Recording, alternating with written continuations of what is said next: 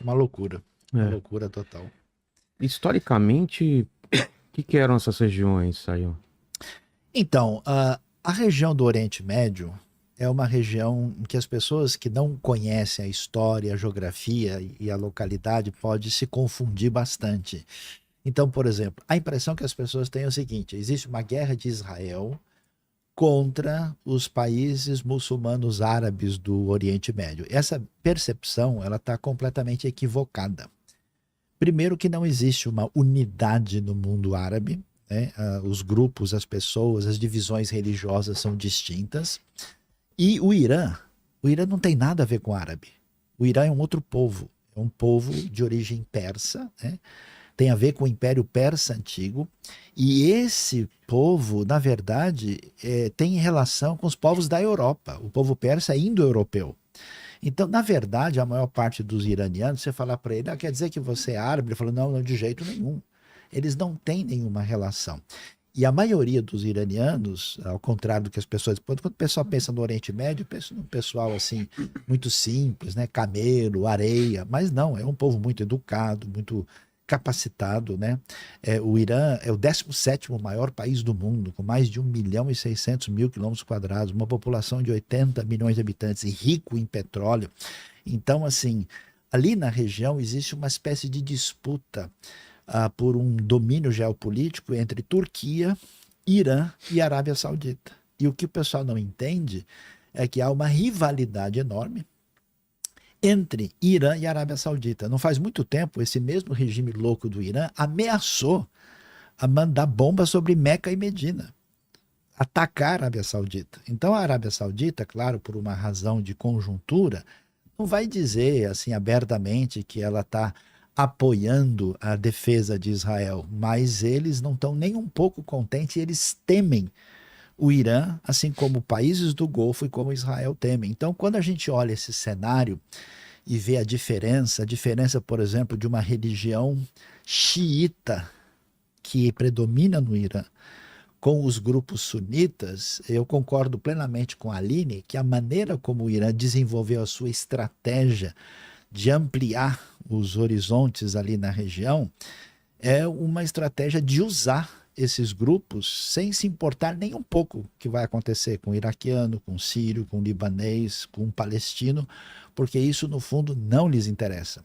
Eu tenho muitos amigos árabes e amigos desses ambientes e em conversas com eles, por exemplo, eles falaram abertamente, não, o Irã só quer usar esses países árabes porque eles não têm qualquer interesse em relação a nós. Então, não é uma simples bipolaridade assim de você pensar, ó, tem Israel do lado e Irã do outro. Não, o Irã tem sintonia com outros ambientes marcados por opressão e falta de liberdade e desenvolveu todo um projeto de hegemonia no Oriente Médio e é dominado por um antissemitismo acentuado, o que é uma tristeza, porque no passado nós temos uma história muito bonita de relacionamento dos persas com o povo judeu e como os hebreus, né? Desde a história do rei Ciro, que permitiu que o povo voltasse da Babilônia, desde a história que eles ajudaram até a reconstruir o templo de Jerusalém entre os anos 520 e 516 a.C., desde a história da rainha Esther, né? E até pouco tempo antes desse golpe, né, que é chamado de Revolução dos Ayatollahs, o Irã tinha uma excelente relação e um excelente contato com os judeus e o povo de Israel e que infelizmente, né, é isso que a gente tem que entender. A Aline falou uma frase certa: nós não temos, ninguém deve ter nada contra o povo iraniano. Existe um regime voltado para uma postura opressora, usando indevidamente a fachada religiosa para os piores propósitos que ameaçam Israel, a Arábia Saudita, o Oriente Médio, explicitamente os Estados Unidos e o mundo. Na cabeça deles, tudo que for diferente deles precisa ser destruído para o supremo domínio deles. Não dá para a gente aceitar minimamente um caminho como esse.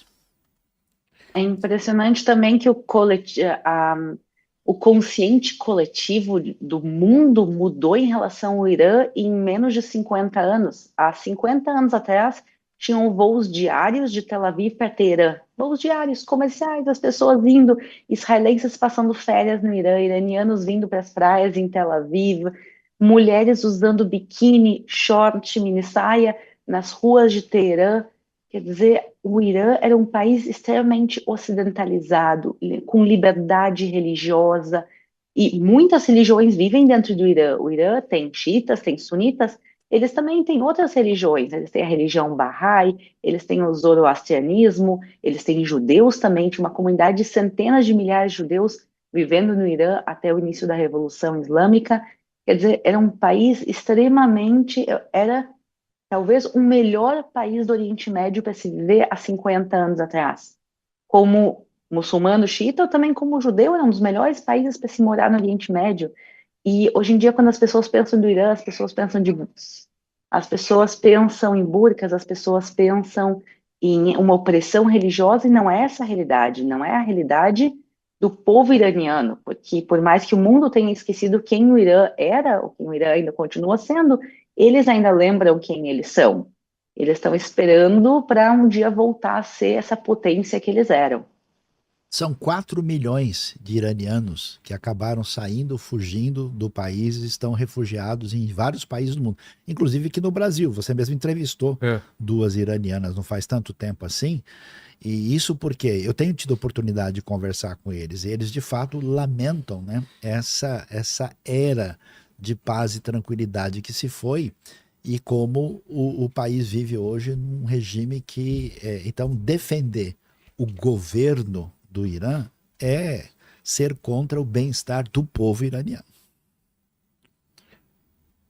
Aline, o que você quer completar em relação ao sentimento do povo judeu? Qual é a sensação que vocês têm?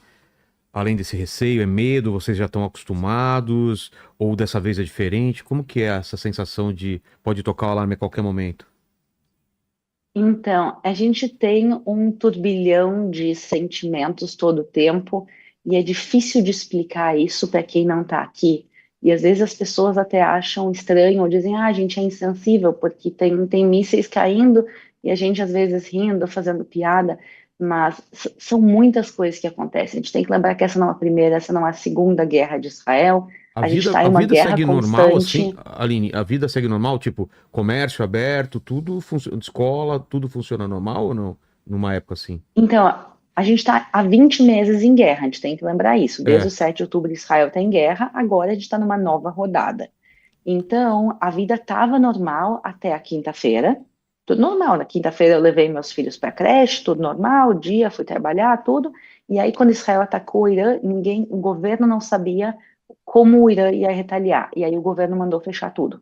Só serviços essenciais funcionavam. Então, o supermercado está aberto, os ônibus estão funcionando, hospitais, tudo que é essencial, mas tudo que não é essencial fechou. Escritórios, escolas, creches, então, tudo que não é essencial fechou, mas por uma questão preventiva, e justamente há poucas horas atrás, o governo anunciou que agora eles estão voltando a algumas medidas como eram antes. Então, a partir de amanhã já se pode trabalhar até em lugares que tem bunker acessível, então assim, se está começando já a liberar a volta à normalidade. Então, apesar da guerra continuar, Israel é um povo extremamente resiliente, e eu estava ouvindo as notícias de Israel antes de a gente entrar ao vivo, e uma coisa que eu ouvi é que, assim, apitou por volta da meia-noite e meia aqui, horário local, tocou o aviso que estavam vindo mísseis do Irã, e eu estava ouvindo as notícias, onde é que está indo, onde é que está se tocando sirene, não sei o quê, e daí disse, foram só 5 mísseis balísticos. Foi pouca coisa, não foi tanto, né? E eles falando de 5 mísseis balísticos, que cada míssil balístico pode destruir um edifício, mas eles falando de 5 mísseis balísticos, como está sendo bem menos do que era, será que está terminando os mísseis do Irã, por que eles estão lançando tão pouco? Quer dizer, é uma realidade completamente louca que a gente vive. Então, por um lado, a população sim aprendeu a se defender. Então, quando toca a sirene, todo mundo, das crianças pequenas, aos adultos, aos idosos, todo mundo sabe, vai para o bunker, se protege, porque a vida é o mais importante que a gente tem. Israel investe bilhões de dólares por ano na proteção da sua população, e a gente usa isso do Iron Dome, dos bunkers, de todo o sistema de avisos por celular, tudo que a gente usa, mas por outro lado a gente se acostumou a uma nova realidade também, e a gente tem que manter a nossa moral, no sentido de que se cada vez que tocar uma sirene, a gente sentar no chão e começar a chorar e se desesperar, Israel vai terminar. Esse é o objetivo do terrorismo. O Irã, o Hamas, o Hezbollah, todo mundo aqui no Oriente Médio sabe que Israel não vai ser destruída à força. Eles podem tentar. Israel tem um dos melhores exércitos do mundo, e Israel está provando isso agora no Irã. Nosso exército é capaz. Mas eles tentam, por que eles jogam sempre de madrugada? Para nos perturbar, para acordar, para justamente criar esse caos e justamente a gente não se desesperar. E sim, quando toca a sirene, a gente pega os nossos filhos, a gente está atentos, a gente vai, mas a gente senta no bunker e conversa com os vizinhos. Tem no bunker se colocou um monte de joguinhos para as crianças poderem brincar. Então, tudo isso é parte da resiliência do povo de Israel. E por isso, de uma certa maneira, a gente consegue falar com uma normalidade, até às vezes com um sorriso no rosto, sobre o que está acontecendo, e para quem está fora, às vezes soa estranho.